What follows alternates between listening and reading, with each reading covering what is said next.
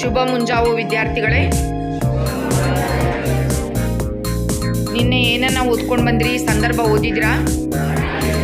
ಪಾಠದ ಮಹತ್ವದ ಸಂದರ್ಭ ಭಾಗ 1 ಭಾಗ 2. ಸರಿ, ನಾ ಒಂದೊಂದು ಕೇಳಿದ್ರೆ ನೀವು ಹೇಳ್ತೀರಾ? ಖಂಡವಿದೇಕೋ ಮಾಂಸವಿದೇಕೋ, ಗುಂಡಿಗೆಯ ಬಿಸಿ ರಕ್ತವಿದೇಕೋ?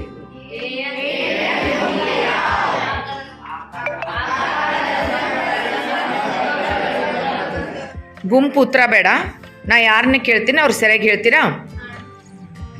ನಿಖಿಲ್, ಖಂಡವಿದೇಕೋ ಮಾಂಸವಿದೇಕೋ, ಈ ವಾಕ್ಯವನ್ನು ಬರೆದ ಲೇಖಕರು ಎನ್ ಮೂರ್ತಿರಾವ್. ಆಕರ ಗ್ರಂಥ ಪ್ರಿಯಾ, ಸರಿಯಾಗಿ ಹಿಡ್ಮ. ಲಕ್ಷ್ಮಿ, ಸಮಗ್ರ ಲಲಿತ ಪ್ರಬಂಧಗಳು.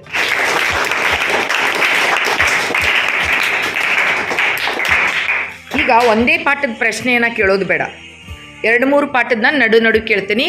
ಈಗ ನೆನಪು ಹೇಗಿಟ್ಟಿರಾ ಅನ್ನೋದನ್ನು ನೋಡೋಣ, ಕೂತ್ಕೊಳ್ಳಿ. ಹಾಗಾದರೆ ಎಲ್ಲರಿಗೂ ಮನೆ ಆಗುವವರೆಗೂ ನನಗೂ ಮನೆ ಬೇಡ. ಗುಂಪು ಉತ್ತರ ಬೇಡ. Karthik, very good. ಮನೆ ಮಂಚಮ್ಮ ಹೇಳ್ತಾಳೆ, ಆದರೆ ಪಾಠದ ಹೆಸರು ಎದೆಗೆ ಬಿದ್ದ ಅಕ್ಷರ. ಆಕರ ಗ್ರಂಥ ಸಂಜನಾ, ಎದೆಗೆ ಬಿದ್ದ ಅಕ್ಷರ ಪಾಠ.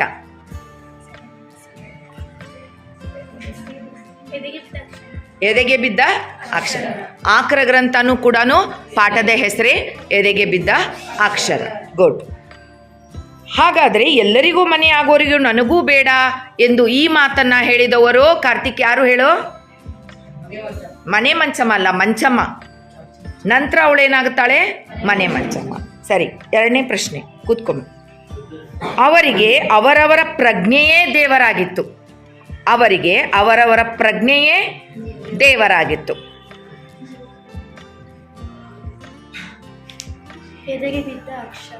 ಎದೆಗೆ ಬಿದ್ದ ಅಕ್ಷರ. Very good. ಇದನ್ನ ಬರೆದವ್ರು ಯಾರಮ್ಮ? ಸ್ನೇಹ.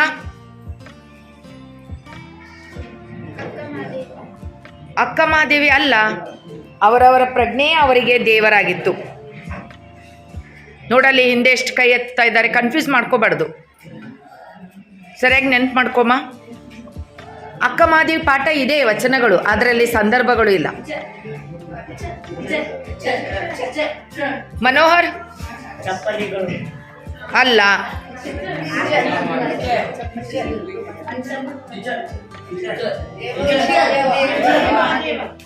ದೇವನೂರ್.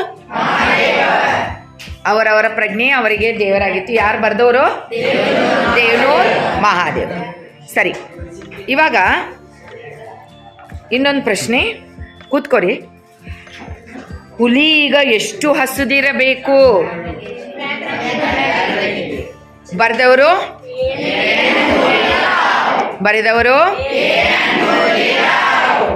ಆಕರ ಗ್ರಂಥ ಹೇಳೋ ಪ್ರೇಮ್. ಸಮಗ್ರ ಲಲಿತ ಪ್ರಬಂಧಗಳು. ಸಮಗ್ರ ಲಲಿತ ಪ್ರಬಂಧಗಳು. ಗುಡ್. ಕೂತ್ಕೋ. ಈಗ ಮುಂದುವರೆದು ಯಾವ ಪ್ರಶ್ನೆ ಕೇಳೋಣ? ಈ ಸಮಷ್ಟಿ ಮನಸ್ಸಿನಲ್ಲಿ ಎಲ್ಲರೂ ಇರುತ್ತಾರೆ. ಈ ಸಮಷ್ಟಿ ಮನಸ್ಸಿನಲ್ಲಿ ಎಲ್ಲರೂ ಇರುತ್ತಾರೆ. ಯಾರು ಹೇಳ್ತೀರಾ? ಲಕ್ಷ್ಮಿ.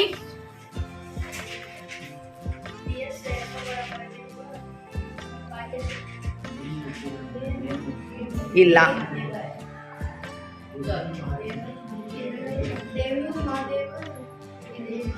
ನೀ ಹೇಳು. ದೇವನೂರ್ ಮಹಾದೇವ, ಎದೆಗೆ ಬಿದ್ದ ಅಕ್ಷರ. ಚಪ್ಪಾಳೆ. ಗುಡ್. ಈಗ ನಾನು ನಿಮ್ಮನ್ನು ಪರೀಕ್ಷೆ ಮಾಡಿದೆ, ಸುಮಾರು ಜನ ಓದ್ಕೊಂಡು ಬಂದಿದ್ದೀರಾ. ಈಗ ಇರಲಿ, ನಾನು ಇವಾಗ ಸರಳ ಪ್ರಶ್ನೆಯನ್ನು ಕೇಳ್ತಾ ಹೋಗ್ತೀನಿ, ಸರಿಯಾದ ಉತ್ತರವನ್ನು ನೀವು ಎಲ್ಲರೂ ಹೇಳಬೇಕು. ಈಗ ಪಾಠದ ಹೆಸರನ್ನ ಹೇಳ್ತೇನೆ, ಬರೆದವ್ರು ಯಾರು ಅಂತ ಹೇಳಬೇಕು. ಸರಿಯಾ? ವ್ಯಾಘ್ರ ಗೀತೆ ಪಾಠವನ್ನ ಬರೆದವರು ದೀಪ ಎನ್ ಮೂರ್ತಿರಾವ್. ಗುಡ್, ಕ್ಲಾಪ್ ಸಾಕ್. ನಿಖಿಲ್. ಭಾಗ್ಯಶಿಲ್ಪಿಗಳು ಬರೆದವರು GS ಜಯಪ್ಪಗೌಡ. ಗುಡ್, ನೀ ಹೇಳ್ಪ. ಬೀರಪ್ಪ. ಎದೆಗೆ ಬಿದ್ದ ಅಕ್ಷರ ಪಾಠವನ್ನ ಬರೆದವರು ದೇವನೂರ್ ಮಹಾದೇವ್. ಗುಡ್. ದಾವಲ್. ಹಕ್ಕಿ ಹಾರುತ್ತಿದೆ ನೋಡಿದಿರ ಈ ಪದ್ಯವನ್ನ ಬರೆದವರು ದರಾ ಬೇಂದ್ರೆ. ಗುಡ್. ಶಂಭು. ಛಲಮನೆ ಮೇರೆವೇಂ ಈ ಪದ್ಯವನ್ನ ಬರೆದವರು ರನ್ನ. Very good. ಭರತ್. ಕೊನೆ ಪದ್ಯ ನಿನ್ನೆ ತಾನೇ ನಾವು ಪ್ರಾಕ್ಟೀಸ್ ಮಾಡಿದ್ವಿ, ಹೌದಲ್ವಾ? ಕೆಮ್ಮನೆ ಮೀಸೆ ಹೊತ್ತೇನೆ. ನಾನು ಪದ್ಯ ಹೆಸರೇ ಹೇಳಿಲ್ಲ, ನಿನ್ನೆ ಪ್ರಾಕ್ಟೀಸ್ ಮಾಡಿದ್ವಿ ಅಲ್ಲ ಅಂದ ತಕ್ಷಣ ಅವ್ನು ಪಂಪ ಅಂತ ಹೇಳಿದ. Double claps. ಇನ್ನು ಇವಾಗ ನೀವು ಎಲ್ಲ ಪಾಠದ ಹೆಸರೆಲ್ಲ ಹೇಳಿದ್ರಿ, ಪದ್ಯದ ಹೆಸರು ಹೇಳಿದ್ರಿ. ಸರಿ, ಒಟ್ಟಾರೆ ಎಷ್ಟು ಪಾಠಗಳಾಯಿತು? 8 ಪಾಠ. ಈಗ ಮತ್ತೊಂದು ಮಾಡೋಣ. ಯಾವ ಪಾಠದ ಆಕರ ಗ್ರಂಥವನ್ನು ನೋಡೋಣ. ಸರಿನಾ? ನಾ ಪಾಠದ ಹೆಸರು ಹೇಳ್ತೇನೆ, ನೀವೇನು ಹೇಳಬೇಕು? ಆಕರ ಗ್ರಂಥ. ಓಕೆ, ಸರಿ. ಯಾರಿಗೆ ಕೇಳೋಣ ಇವಾಗ? ಹಾಂ, ಲಾಸ್ಟ್ ರಾಧೇನ್ ಕೇಳೋಣ. ವ್ಯಾಘ್ರಗೀತೆ ಆಕರ ಗ್ರಂಥ. ಜೋರಾಗಿ, ಇನ್ನೂ ಜೋರಾಗಿ. ಸಮಗ್ರ ಪ್ರಬಂಧ. ಶಿಲ್ಪಿ ಆಕರ ಗ್ರಂಥ. ಸರ್ ಎಂ ವಿಶ್ವೇಶ್ವರಯ್ಯ ಅವರು ಅವರ ಕಾರ್ಯ ಸಾಧನೆಗಳು. ಹಾ, ಸ್ವಾತಿ, ಇದು ಉತ್ತರ ಸರಿಯಾಗಿ ಹೇಳಮ್ಮ. ಅವರ ಕಾರ್ಯ ಸಾಧನೆಗಳು. ಎದೆಗೆ ಬಿದ್ದ ಅಕ್ಷರ. ಎದೆಗೆ ಬಿದ್ದ ಅಕ್ಷರ. ಲಕ್ಷ್ಮಿ ಆಕರ ಗ್ರಂಥ. ಎದೆಗೆ ಬಿದ್ದ ಅಕ್ಷರ, ಅದು ಒಂದು ಒಳ್ಳೇದಾಯ್ತಲ್ವಾ? ಪಾಠದ ಹೆಸರು ಅದೇ, ಆಕರ ಗ್ರಂಥನೂ ಅದೇ. ಗುಡ್. ಈಗ ಈ ಎಲ್ಲ ಪಾಠದ ನಡುವೆ ಯಾವುದೋ ಒಂದು ಪಾಠವನ್ನ ಬಿಟ್ಬಿಟ್ವಿ ನಾವು. ಆ ಪಾಠ ಯಾವುದು? ಯುದ್ಧ. ಗುಡ್. ನೀವೆಲ್ಲ ಚೆನ್ನಾಗಿ ಓದ್ಕೊಂಡಿದ್ದೀರಾ, ಅದಕ್ಕಾಗಿ ನಿಮಗೆ ಮನನ ಆಗಿದೆ, ಪುನರಾವರ್ತನೆ ಆಗಿದೆ, ಅದಕ್ಕಾಗಿ ಪಟ್ ಅಂತ ಹೇಳಿದಿರ. Very good. ಈಗ ಯುದ್ಧ ಪಾಠವನ್ನ ಬರೆದವರು ಶಬನ. ಯಾರು? ಶಬನ ಅಲ್ಲ, ಶಬನ ಹೇಳಬೇಕು ಉತ್ತರ. ಸಾರಾ ಅಬೂಬಕರ್. Very good. ಸಾರಾ ಅಬೂಬಕರ್ ಬರೆದ ಯುದ್ಧ ಪಾಠದ ಆಕರ ಗ್ರಂಥ ಚಪ್ಪಲಿಗಳು. ಯಾವುದು? ಚಪ್ಪಲಿ. ಗುಡ್. ಸೇವಂತಿಗೆ ಯಾವ ಪ್ರಶ್ನೆ ಕೇಳೋಣ? ಹಕ್ಕಿ ಹಾರುತ್ತಿದೆ ನೋಡಿದ್ದೀರಾ ಆಕರ ಗ್ರಂಥ. ಗಾರಿ. Very good. ಸ್ನೇಹ. ಛಲಮನೆ ಮೆರೆವೆಂ. ಛಲಮನೆ ಮೆರೆವೆಂ ಹಳೆಗಡ ಪದ್ಯ ಅಲ್ವಾ? ಈ ಪದ್ಯದ ಆಕರ ಕವನ ಸಂಕಲ. ಸಾಹಸ ಭೀಮ ವಿಜಯ. ಹಕ್ಕಿ ಹಾರುತ್ತಿದೆ ನೋಡಿದರೆ ಆಕರ ಗ್ರಂಥ ಅಂತ ಹೇಳಿಬಿಟ್ಟೆ ನಾ, ತಪ್ಪೋದು. ಆಕರ ಗ್ರಂಥ ಅಲ್ಲ, ಆಕರ ಕವನ ಸಂಕಲನ. ಹಾಂ, ಇವಾಗ ಛಲಮನೆ ಮೆರೆವೆಂ ಪದ್ಯದ ಆಕರ ಕವನ ಸಂಕಲನ ಯಾವುದಮ್ಮ?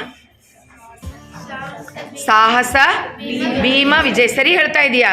ಸಂತೋಷದಿಂದ ಹೇಳು, ಆತಂಕದಿಂದ ಬೇಡ. ಹಾಂ, ಸಾಹಸ ಭೀಮ ವಿಜಯ.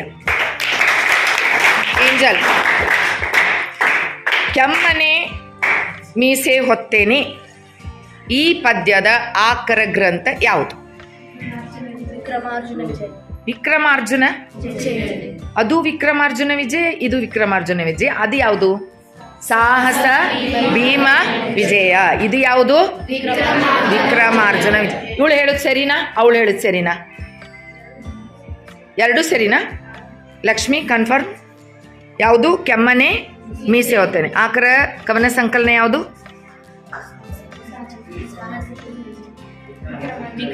ವಿಕ್ರಮಾರ್ಜುನ ವಿಜಯ. ಚಪ್ಪಾಳೆ. ಕಾಶಿರಾಮ್. ಹಸಿರು ಪದ್ಯ ಬರೆದವರು ಯಾರು? ಕುವೆಂಪು. ಕುವೆಂಪು ಬರೆದಿದ್ದಾರೆ. ಆಮೇಲೆ ನಂತರ ಲಾಸ್ಟ್ ರಫೀಕ್.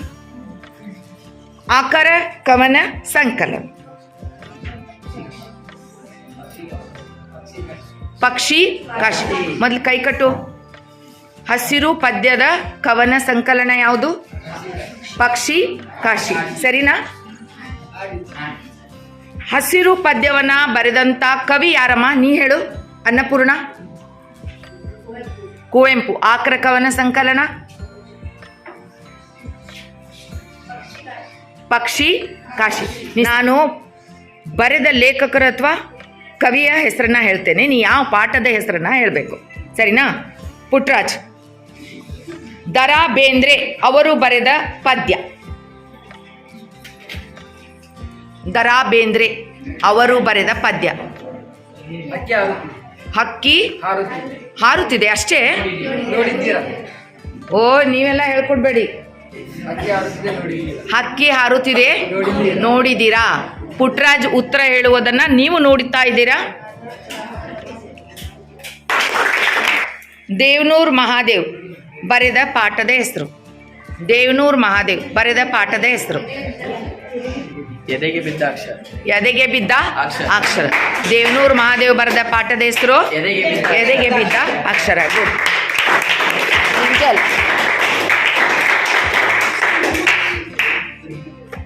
ಏಂಜಲ್ ಅವರಿಗೆ ಯಾವ ಪಾಠವನ್ನು ಕೊಡೋಣ? ಸಾರಾ ಅಬೂಬಕರ್ ಬರೆದ ಪಾಠದ ಹೆಸರು. ಓ, ನೀವೆಲ್ಲ ಹೇಳ್ತಕ್ಕದಲ್ಲ, ಅವಳೊಬ್ಳೇ ಹೇಳಬೇಕು. ಹಾ, ಯುದ್ಧ. ಇನ್ನೊಂದು ಪ್ರಶ್ನೆ ಕೇಳ್ತೇನೆ ನಿನಗೆ. 2 ಪ್ರಶ್ನೆ, ಯಾಕಂದ್ರೆ ಉತ್ತರ ನೀವೆಲ್ಲ ಹೇಳ್ಬಾರ್ದು ಅಲ್ಲಿ. ವ್ಯಾಘ್ರಗೀತೆ ಪಾಠದ ಲೇಖಕರು ಯಾರು? ಏನ ಮೂರ್ತಿರಾವ್. ಸರಿ. ಜಯಪ್ಪ ಗೌಡ ಬರೆದ ಪಾಠದ ಹೆಸರು? ಭಾಗ್ಯಶಿಲ್ಪಿ. ಕೃಷ್ಣ ಮತ್ತು ಜಾಫರ್ ಸ್ಟ್ಯಾಂಡಪ್. ಎದ್ದಿಂದ್ರಿ. ಯಾಕೆ ಲೇಟ್ ಆಯಿತು ಕ್ಲಾಸಿಗೆ ಬರೋಕ್ಕೆ? ಅನಿವಾರ್ಯ ಕಾರಣದಿಂದ ಬಸ್ಸು. ಓಹೋ, ಸರಿ. ನಿಮಗೀಗ ಬಂದ ತಕ್ಷಣ ಒಂದು ಪ್ರಶ್ನೆ ಕೇಳೋಣ. ಯುದ್ಧ ಪಾಠವನ್ನ ಬರೆದ ಲೇಖಕರು ಯಾರು? ಸಾರಾ ಅಬೂಬಕರ್. Very good.